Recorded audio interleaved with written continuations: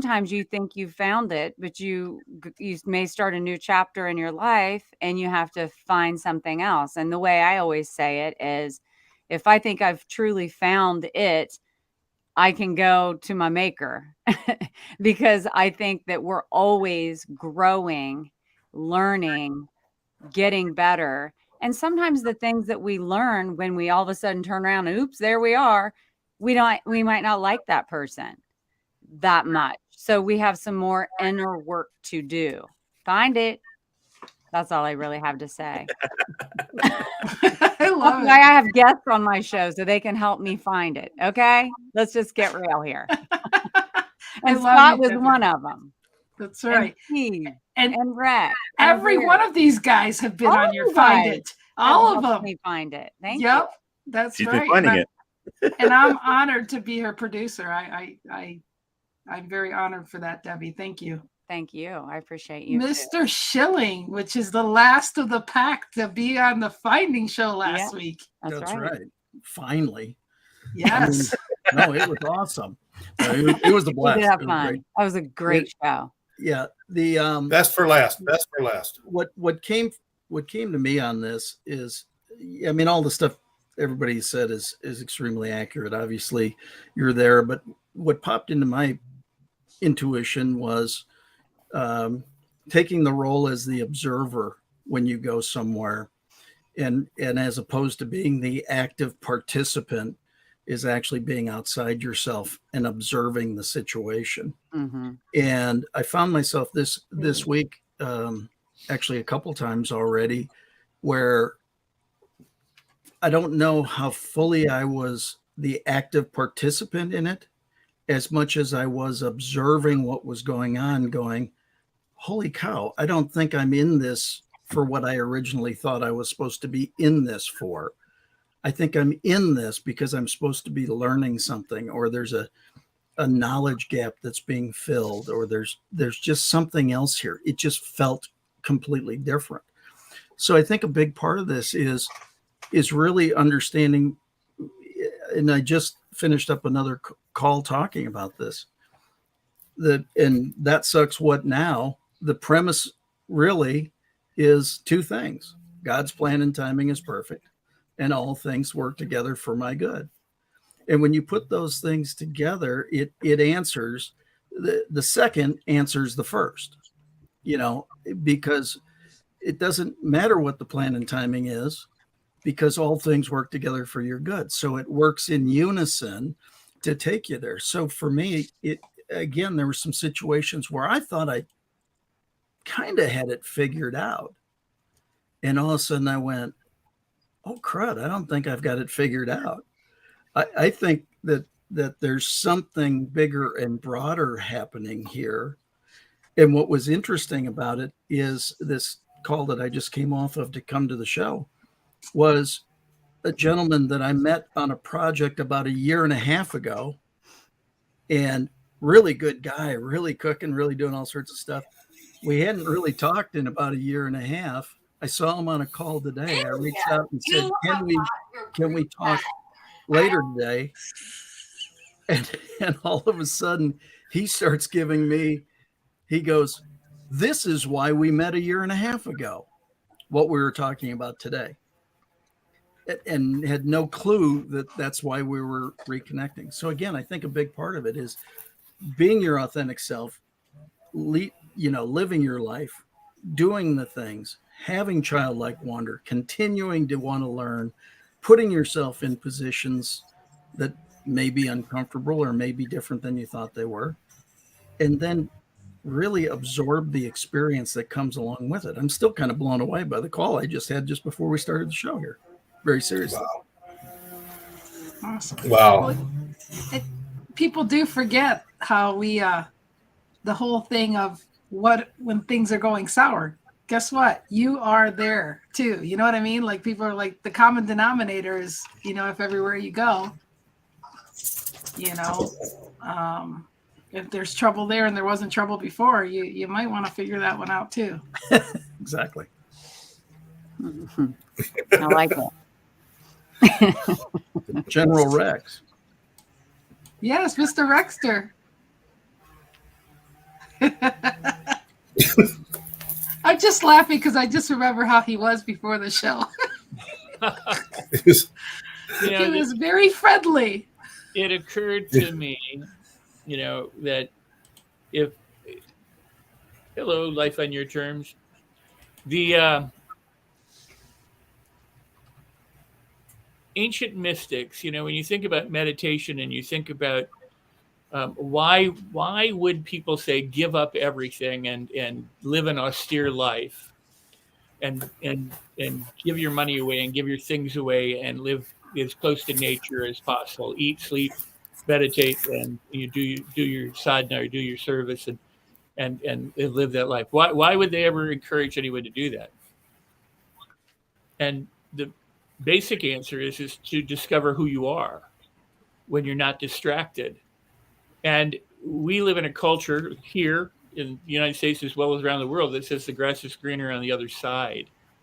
And if you look at most people today, especially if they're in an airport, they're in a bus station, they're in a restaurant, they're waiting in line, they're on their phone.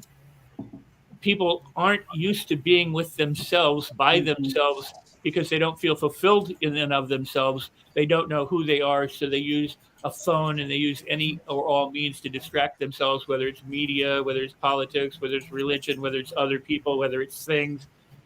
And there's a horrible, horrible, horrible, horrible, horrible notion in the human potential movement in the self-development field, and that is the notion of canny, constant and never-ending improvement, as if you're not already enough. You always have to be working. You always have to be doing something. You've got to do something to be better, to have more, to do.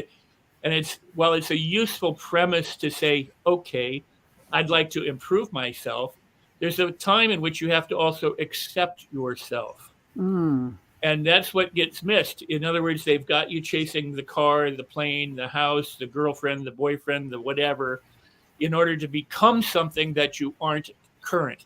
You're going to be more important. You're going to be richer. You're going to be wealthier. You're going to have more power. You're going to have this, that, and the other thing. And it's always taking you away from yourself and who you already are.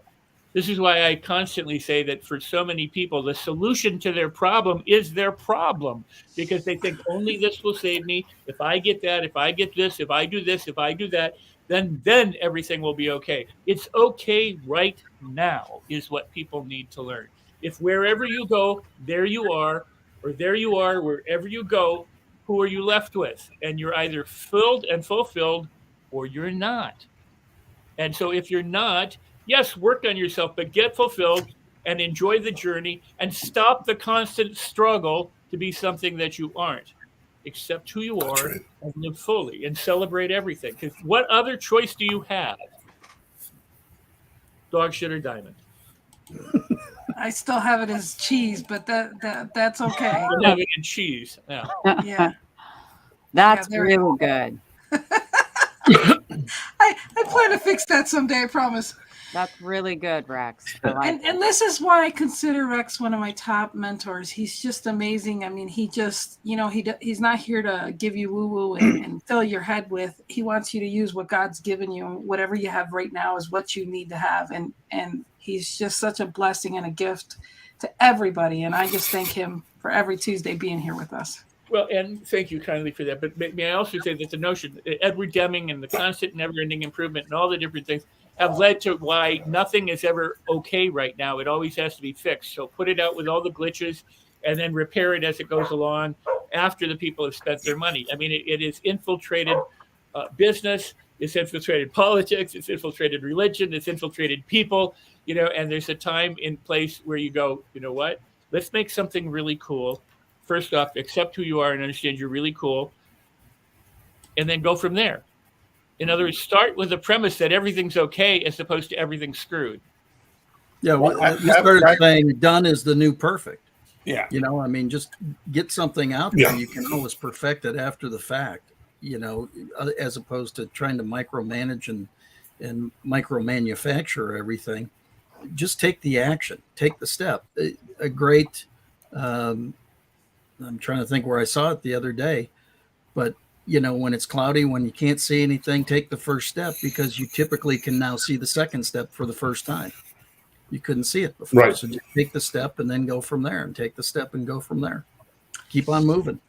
And You for know- me, I've had to realize wherever I go, I don't need a mirror to tell me where I'm at. But we really should look in the mirror and realize that as long as you have the right people and support and love, work on yourself from there and appreciate the people you got with you. It's so funny as we could talk about this, just throwing stuff out there, substandard product or service or whatever, just to get something out there. But the only reason we're buying it is because they're telling us we're not good enough. That they're telling us we have to have this stuff, whether it works or not, we have to have it. No, don't look up FDA. We don't need to know if the drug works. We're telling you it's going to make you grow 3 inches or whatever it's going to be. And you're going to take it. Why? Because you're obsessed. Because everybody's telling you you're not good enough. And the one person that you're not listening to is the person you look at in the mirror who says, you know what, screw them. I am who I am, and I'm just going to be okay. I mean, I love what Rex says, but you're swimming against the stream as well, because everything is telling us don't accept where you're at. Don't accept who you are. Don't do that. Be better than who you are. And it's a complete, I'm trying to think of a better word than mind fuck, because I didn't want to say that. So I won't It's say a it. revolving door. It's like it's revolving. Mind fuck says it the best. No, I'm serious. Mind fuck. As a matter of fact, that's going to Thank be you, my Mr. next book. Thesaurus. The Power of Mind Fuck. That's going to be the book. That's Co-written by Bob. By the way, Rex, you hit the word perfectly. Okay. That's a powerful word. And I think the key to it is that you have to be okay that not everything's going to be okay. Yeah. And if you could adhere to that, you're going to be okay. You're going to be fine. I think my whole life I struggled with so much stuff, and even when I was, and I still am, I'm working, I'm speaking to people, but it wasn't until not too long ago, maybe the past couple of years, where I started realizing my mistakes, my screw ups, my hard times, my challenges that I cursed have become my greatest blessings. And there was a point in my life at one point where saying, gee, if I just had that opportunity to do that again, And that's like, screw that. That's my past. The key is that I learned from it all. And some of it hurt, but that's part of the learning process. And if you can go through the shit, and if you can go through the crap, you can go through all that and admit your responsibility in any situation, what you did, and then you could just say, I get it now. I learned from that. That's the ultimate empowerment. I wouldn't change my age. I wouldn't want to go back in time to do anything all over again, because I've learned from it. I embraced it, and it's who I am. And because of that, I am in a better position where I can help other people to deal with their lives, because I've been there over and over again. And I think that's the key. If you at some point in your life can look back and honestly admit that my greatest challenges have become my greatest blessings, then you're going to be fine. I had a workshop just a couple of days ago with 5 people in a small little room. And this woman insisted, she kept saying, if I had this, I would be happy. If I had a better home, I would be happy. And I'm saying, if you're not happy where you are, you're not going to be happy if somebody gave you a mansion, because that mindset is still a part of who you are. And it will be until you realize that you have to change your mindset. You have to be able to change your mindset. No matter what material stuff that life gives you, you're going to take that mindset with you over and over again, because you're going to find something else that's not going to make you happy.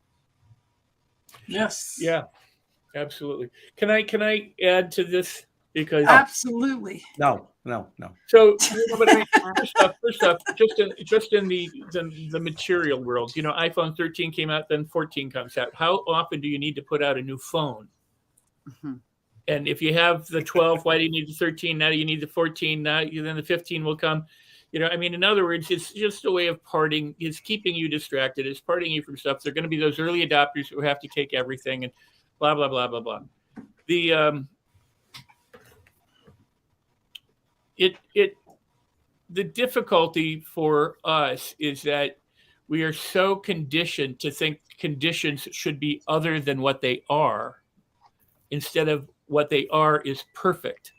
In Christianity, in traditional Christianity, you've got a God, and then you've got the devil, and you've got this battle between, God and the devil for your soul. So there's good things, and then there's not so good things. And you can sin. You can sin and make mistakes and do evil, or you can do good and blah, blah, blah, or you can just trust and be. There's a number of different ways to look at it. Some of the other religions go, there is no good or evil. There's just everything is divine. Or you can go to Native American where everything is part of something else. So if a tree dies, it becomes part of the soil, it becomes part of this, and there's the animal spirits and blah, whatever. I prefer to think that if God was able to create Satan, that ultimately God is in charge of everything, right? Mm-hmm. So if there is a Satan, he's doing God's bidding. Now you take that for what it's worth. Mm-hmm. If everything is divine, then it doesn't matter what happens, because everything is divine. All the good, all the bad, all the evil, all the hardship, all the struggle, everything is part of perfection. So our job isn't to fight it. Our job is to go with it. Our job is to celebrate it. Our job is to be grateful that there's a God, or that everything is divine, or that there's a nature, or whatever it is, and experience life as it is unfolding. And when you're ultimately grateful for everything, guess what it does to the human?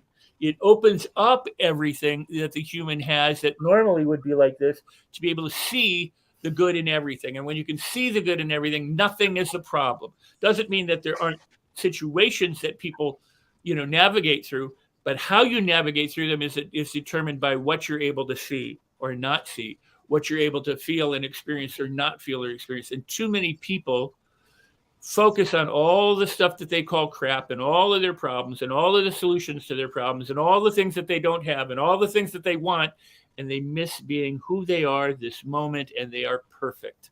They're not. That's so well said. That is so well said. Is that a mic dropper? Yeah. I got to ask. Hold on one second. I got to ask Scott Schilling. Scott Schilling, should you say it or should I say it? Which I'll part? say it, because you're probably thinking, damn it, Rex. Yes, exactly it.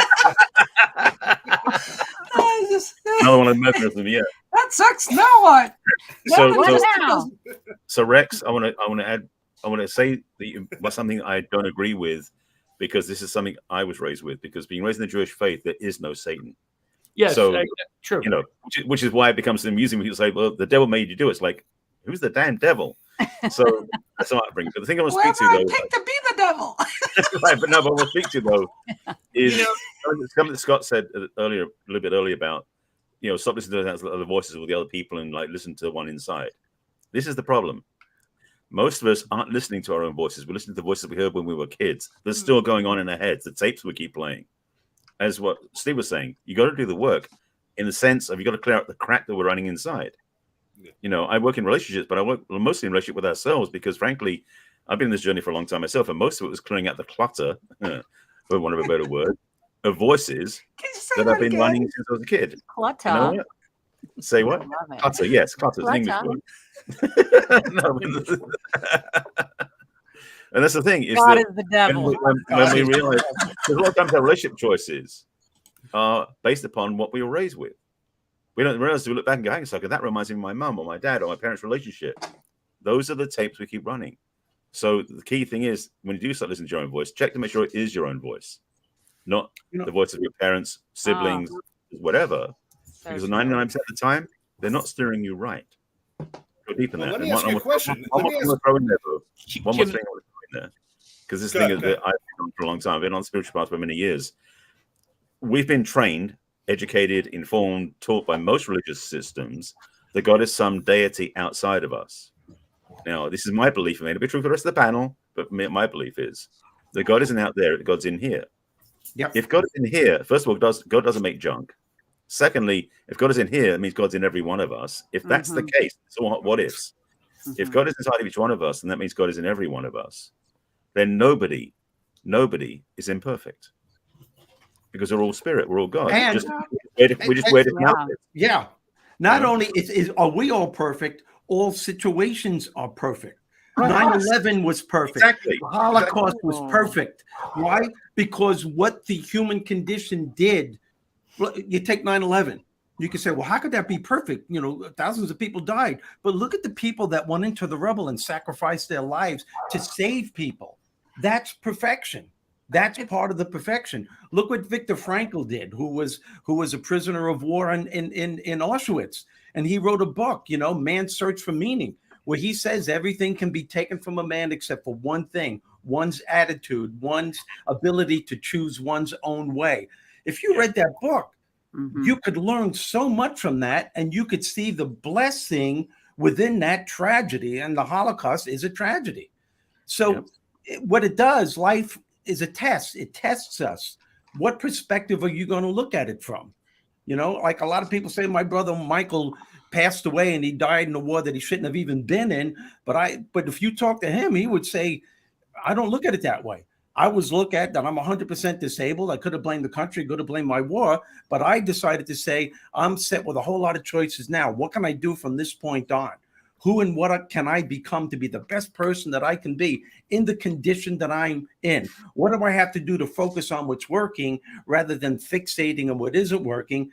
And that's the core of the human spirit. That's why we're given challenges. What are you going to do when life throws shit at you? And I know there's probably some people listening right now going, no, you know, people forget, like Shakespeare said, you know, life is like a play. And what we don't understand is we are a character in all different situations. And sometimes the situation you're in is not for you to learn a lesson, but you are a character for someone else to learn a lesson. Exactly. So I believe there's always a greater good and purpose for everything. We may not know what it is right away, but we eventually do.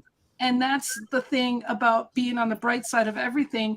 I definitely love being a Pollyanna because people don't see the purpose in things. They always think it's about them, and it's not always about you. It's about what, great point, Len. You know, and most of the times I'm blessed with opening my mouth about certain things. And sometimes I'm like, why did I just say that? But there is always a greater purpose. I mean, Debbie's learned that even when I said, oh, check into your flight. We'll just leave that alone. We won't talk about that story. But I'll just say things to say things. And you know what? They're and I don't remember why I say them, but they're not for me. And that's a blessing that we all have and something we can do.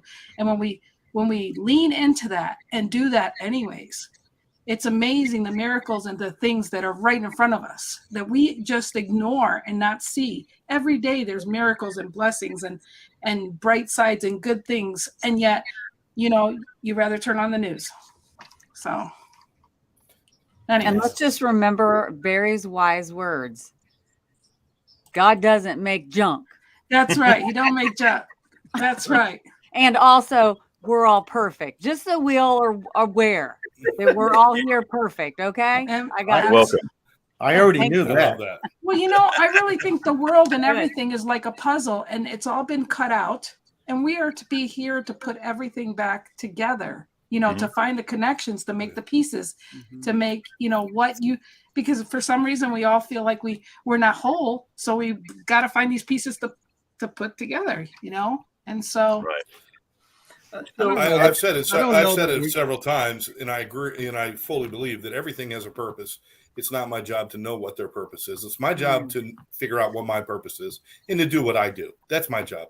My job is to, if I don't like the purpose that I'm fulfilling, I'll do something different. But everything has a reason. And Steve, you really put it brilliantly, and I appreciate it. That's why I put the comment out there. Damn it, Steve. Because now we got a damn it Rex and a damn it Steve moment, which is a great thing. It's like you're blowing our minds, guys. That's it. But a couple people have now said the same thing. They've said, listen to that voice inside. Listen to your voice, not everyone else's. What I want to ask you all, and it goes a little off topic, but I really want to know. I swore it was my voice I was following. But it wasn't. It was the construct of everything around me. And the truth is, it was my voice, but my voice was speaking someone else's purpose. It wasn't my purpose. I didn't discover that until I reached rock bottom and had to go through some real hell until I started listening and saying, wait a minute, Scott wants something. I don't have to be this person. I don't have to do this. How can somebody tell? Because everybody says, listen to yourself, but nobody knows. How do I know which voice is me? Can I ask you a question? Please. Do you, Scott, say, I'm such an idiot, or the equivalent of, or you're such an idiot? I say, Jonesy, you're an idiot. Okay, I talk to myself in the third yes, person. but that's somebody talking to you. That's Okay. the big mouth. He's saying that's your ego. That's what I call the big mouth inside ego your or head. otherwise, ego or something. What I'm saying is, Yeah. people oftentimes talk to themselves in second or third person. You're an idiot. Okay. Or Jonesy, you're Scott an looked idiot. like he had seen it. He just saw a ghost. It was like the revelation. Yeah, it was like Honestly, I You're trying to say, I really do that out of does your I do voice, that out of humor. I do that out of humor now, but Oh. I do understand that voice of, actually the voice, I don't want to go dark, but the voice in my head for a long time was, you need to die. You need to die for the world to be a better place. And that was the voice I kept hearing. And I don't know what person it was in. It was just it was overtaking me, that I wasn't worth but if living. somebody's saying you need to do this, why would you own it? I don't know. Well, I'm just saying you were asking for a way to differentiate between an authentic voice and a voice that may or may not be yours. So my guess is, if it's going, hey, Scott, you ought to do this, it's something that you've learned to do, but it's some other Influence. environmentally created. whatever. All right. However it's manufactured. But if it's my voice saying I want to do this or I need to do. What I'm trying to say is, because you, who are you, wouldn't say, Scott, you are an idiot. The authentic you isn't going to curse yourself or blame yourself or destroy yourself. Oh, I see what you're Right. saying. So the very right. second that All it's right. making some indictment about you in second or third person or even in first person, it's probably not coming from you. It's something you've adopted. It's something a tape program that you run. It's something that is there. Or a trigger from somebody that's told you that or Right. said that to you. That's one of the plights of the human condition. Always focus on the crap that you're not good enough, you're not smart enough, you're not worthy enough, you're not. That's right. And even before you excel to try and achieve a goal, you hit a wall in the challenge. Oh, I knew this was going to happen. Every time I try to do something, it never works. I always go 2 steps up, 3 steps back. I'm an idiot. I must have been a jerk to try to do this. And that's what happens. And that's one of the things that separates those who consistently fail and are unhappy, and usually become victims and blame outside circumstances for their lives not working. I have a question. I have an answer. Somebody help me answer. Somebody answer this. Why do you believe it's so easy for us to, or the average human being, to believe a negative comment versus take a compliment? Oh, Barry wants to go first. This one's fun. Go ahead, So- Barry. Well, basically, because I'm underscore what Rex said, because I actually disagree with what Steve said, because the thing is, it's not the human condition. It's human conditioning that we get sporadic by certain people. Yes. Some parents do raise their children to be really self-approving and self-loving.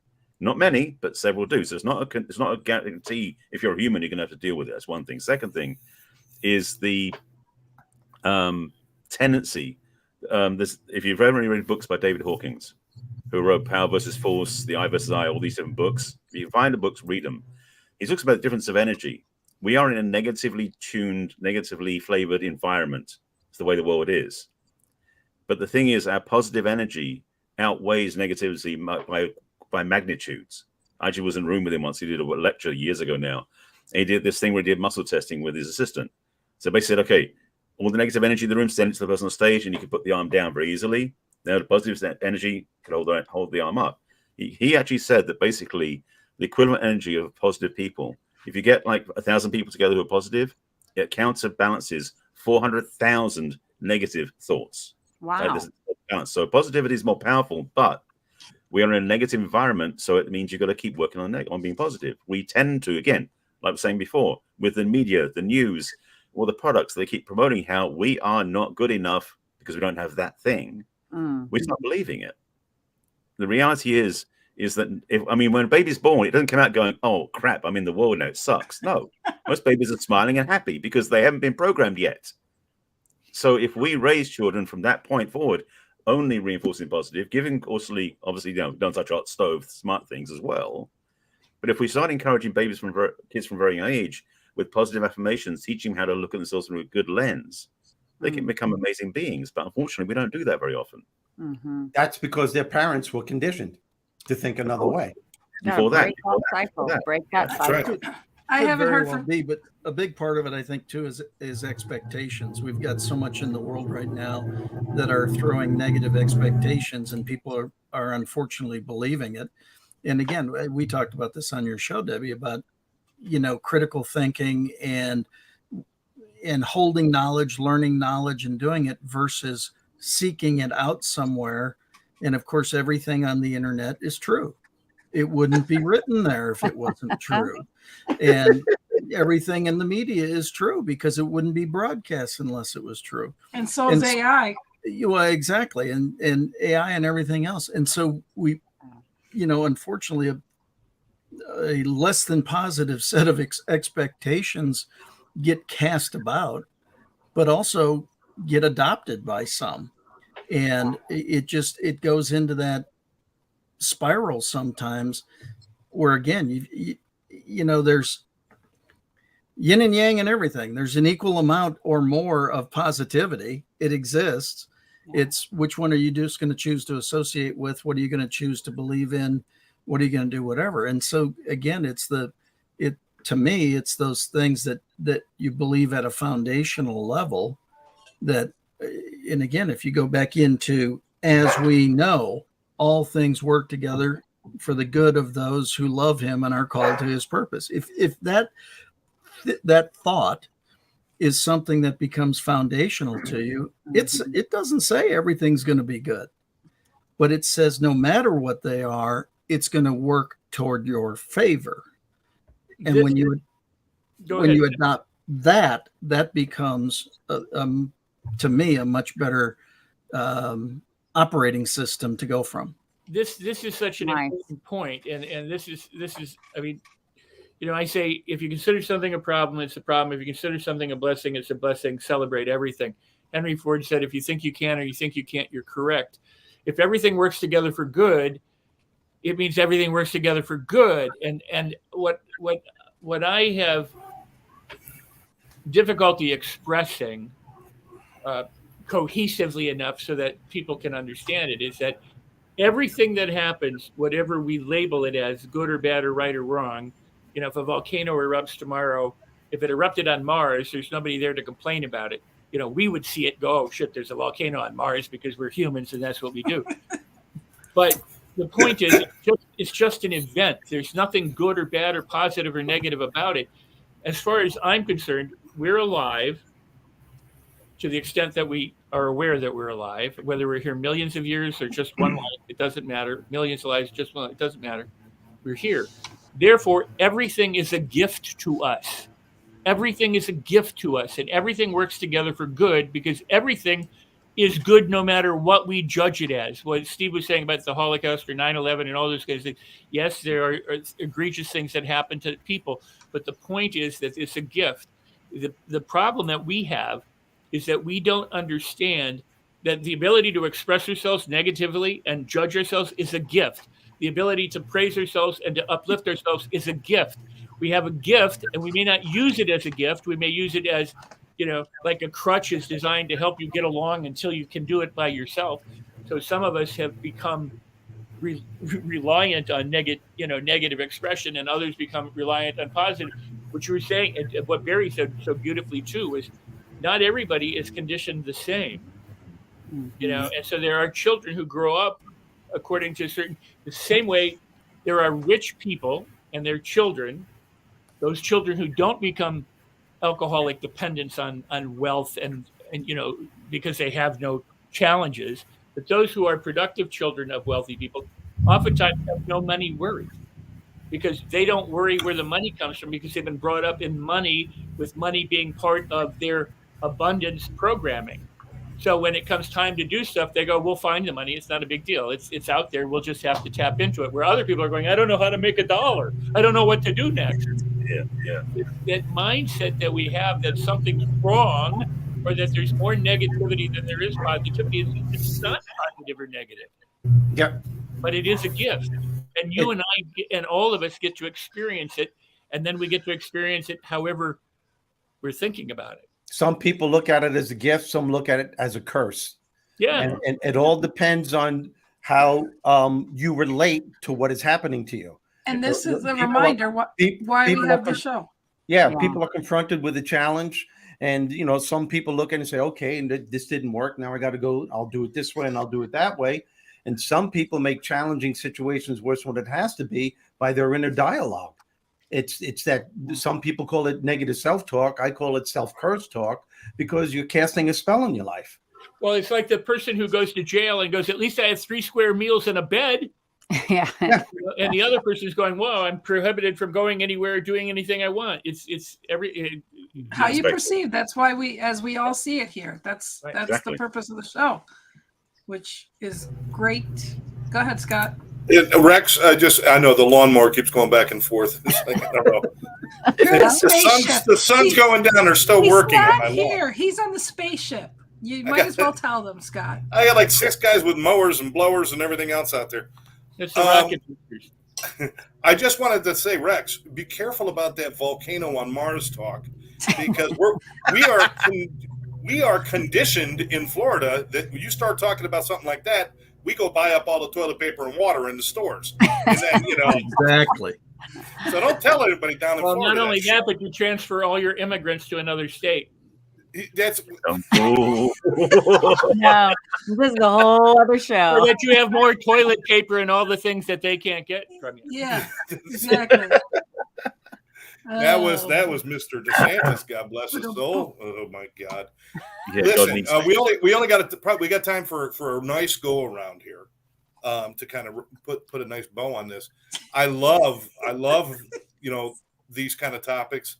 I love talking about this kind of stuff, but I really you people, there's something wrong with you guys. Well, you're going like this, like we don't know what you're talking about. We're going to go for a nice go around here. And I'm like, fucking circle. What the hell's he doing? He's telling us to all right. rotate or something. What were you, a traffic I cop? have been- What the hell is I got a that? new thin highlighter. We have been And I'm looking at you like an idiot. I'm going like this. Oh my gosh. Wait a minute. I got Jonesy's cap pointer here, the laser pointer. I'll keep you guys occupied. Going in for a landing. Quite honestly, it's been a long time since I've worried about anything other than my own positivity. I will tell you this: I've got people in my family, I got friends of mine, and I got people out there in the world that if you tell them, if you choose positivity, you can have positivity and you can do all of this stuff, and they tell you that's just stupid, because the world sucks and everything is pain and we're all going to die, and life is hard, and that's what they want to live by. But you know what? That's their problem, because they're not the ones looking back at me in the mirror, and I really don't care.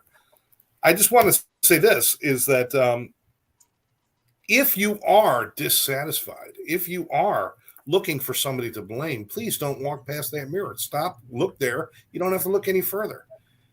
Almost everyone I've met, whether it's been alcohol, drugs, mental health, crime, whatever situation they've been in, they played a significant part in their own demise.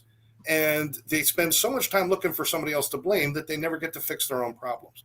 And all I'm saying is, the whole, no matter where you go, there you are. If you don't like the fact that you're going everywhere you're going and you're coming with you, fix you, take care of you, make you the person you want to spend time with, make you the person that you want to hang out with. Here's a good question. Would you be your own best friend? Would you be your own best friend? I for years, I wouldn't have been my own best friend, but I hated myself. Now, I would love to hang out with a guy like me. Unfortunately, there's only one. And that was some law that they wrote.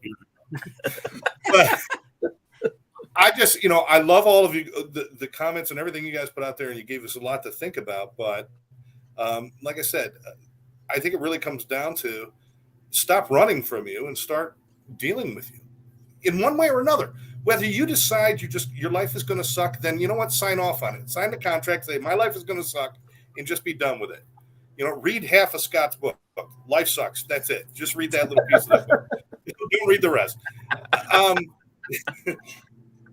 Or, you know what? Just make a decision that you're going to try something different. That's all I can encourage people to do. Try something different. And if something feels different, even if it feels worse, doesn't that prove something?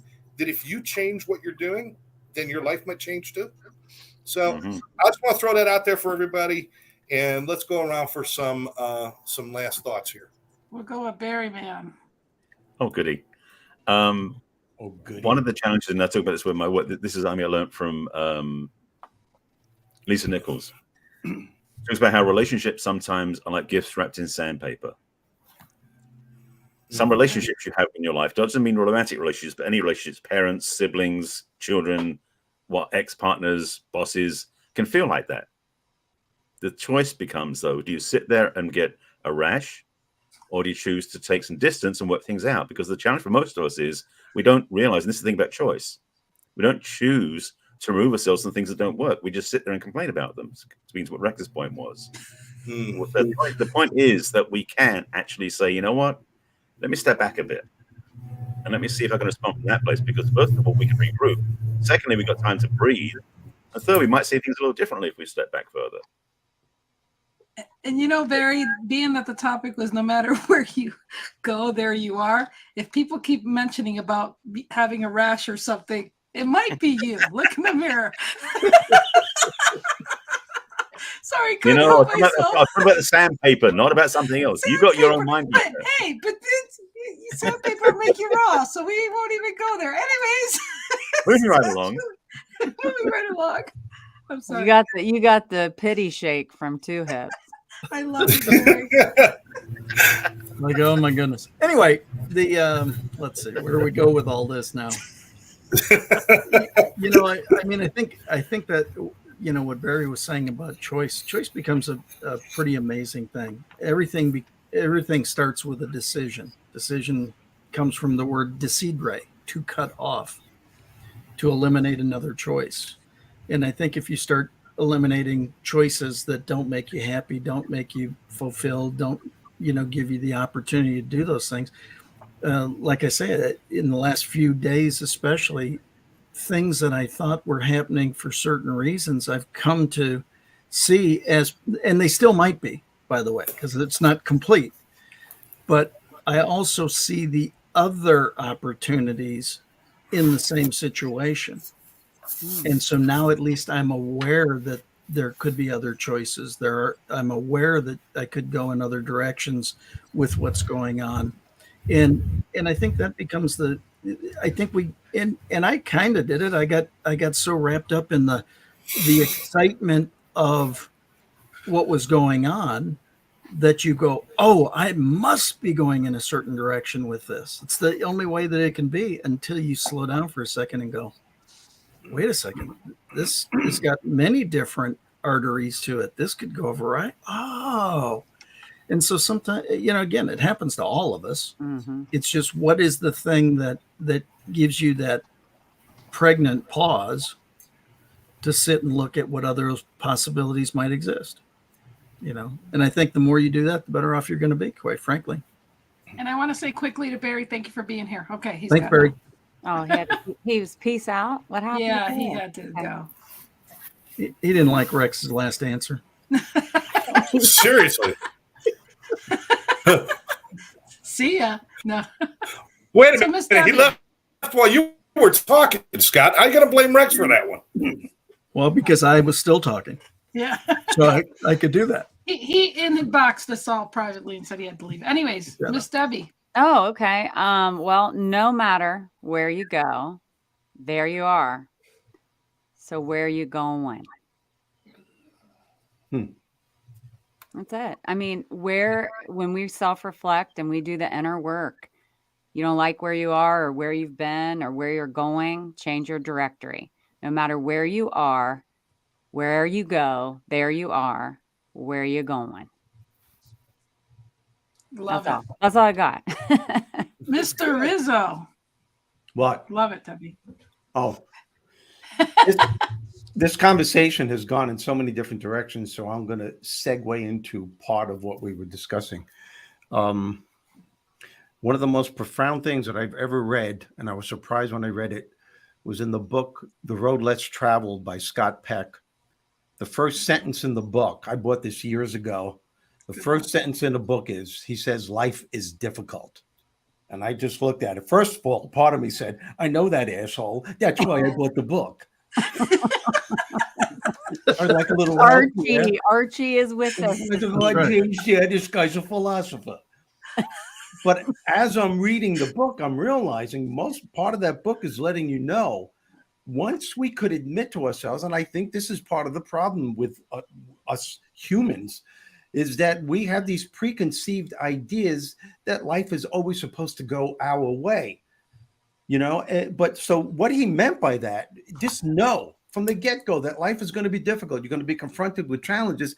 This way you don't have these preconceived ideas that life is always supposed to go the way that you want, and that it's not what happens to you, it's what you do about what happens. It's the choices you make that we were all discussing. It's the thoughts you have about the challenge.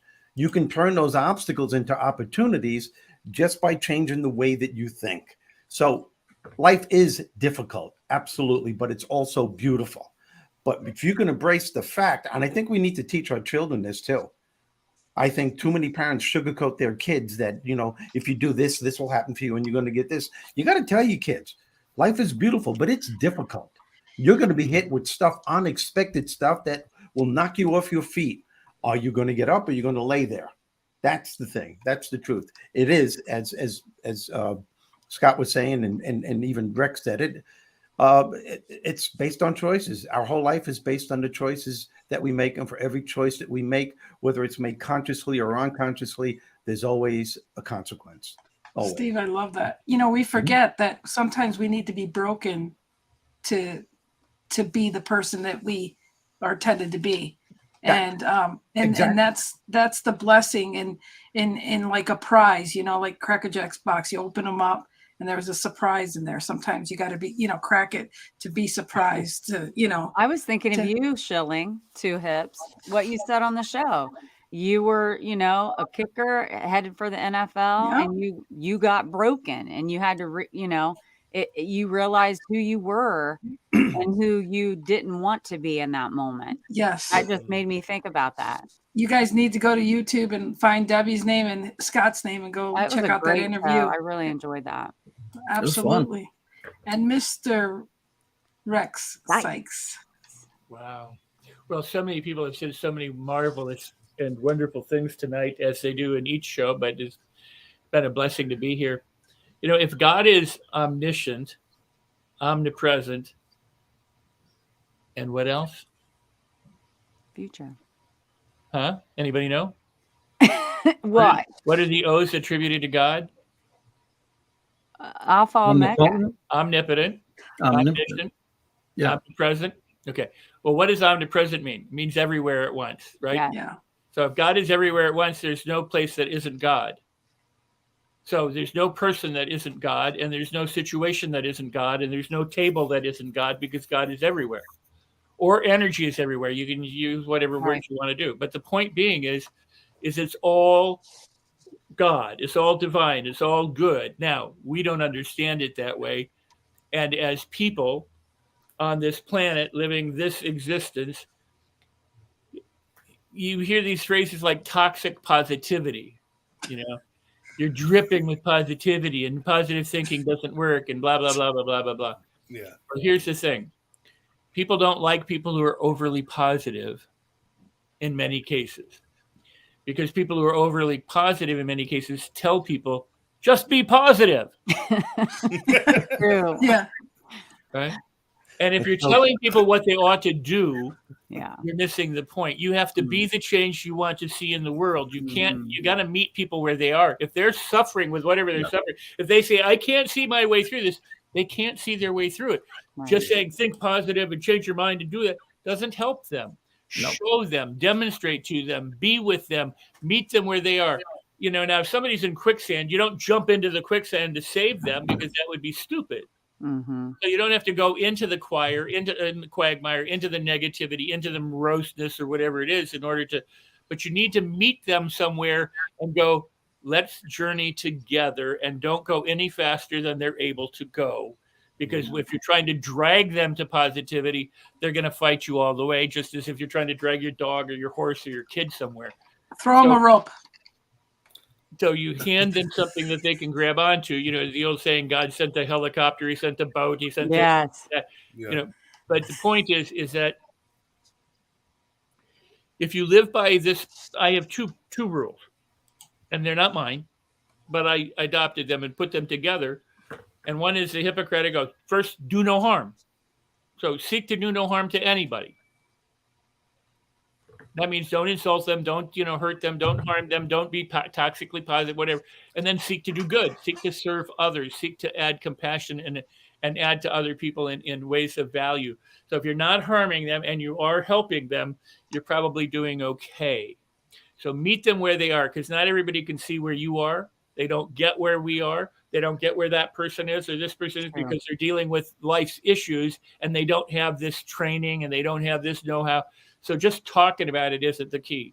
Being it, walking it, demonstrating it, loving them no matter where they are is going to be far more valuable, and accepting them with all of the foibles and problems and conditions that they put on themselves, as well as ourselves, will make a difference.